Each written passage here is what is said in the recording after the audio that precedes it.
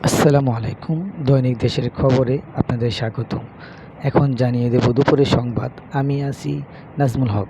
তখন তো আন্দোলন হচ্ছিল না, তাহলে আমাদের গুলি করলো কেন? শিশুর কথা, পুলিশের বাধা, অপেক্ষা করে আদালত চত্বরে শিক্ষার্থীরা।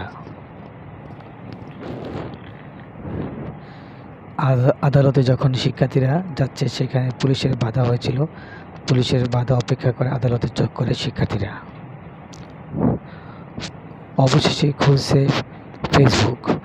টিকটক খুলে দেওয়ার ঘোষণা পলকের।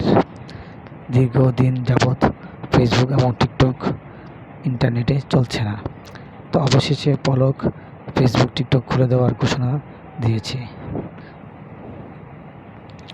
কর্মসূচি প্রত্যাহার করা হয়নি, আন্দোলন চলবে। শিক্ষার্থী, ফেসবুকের সঙ্গে অনলাইনে বৈঠক বাংলাদেশ।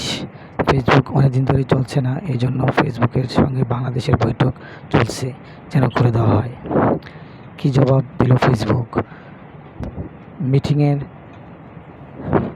পুলিশের বাধা অপেক্ষা করে আদালত চত্বরে অবস্থান নিয়েছে শিক্ষার্থীরা। এই হলো সর্বশেষ সংবাদ শিরোনাম। ধন্যবাদ। আসসালামু আলাইকুম।